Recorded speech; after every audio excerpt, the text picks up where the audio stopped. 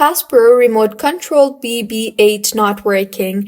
Hello everyone, I am Vishakha and welcome to our channel. I will take you through the step-by-step process on how to fix Hasbro Remote Control BB8 not working. Now, let's get right into the tutorial.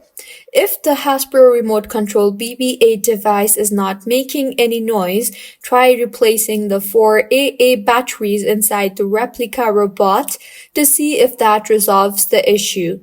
Next, if the droid is making noise but is not responding when you press buttons on the remote control, try replacing the batteries in the remote.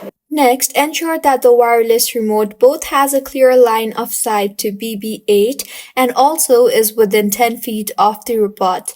If there are obstacles between BB8 and the remote, then they could be preventing the two devices from communicating with each other.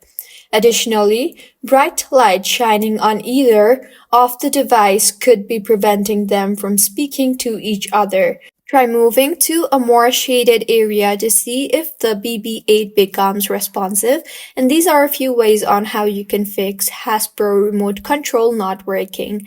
If you find this tutorial helpful, please make sure to like the video and do subscribe to our channel for more contents like this.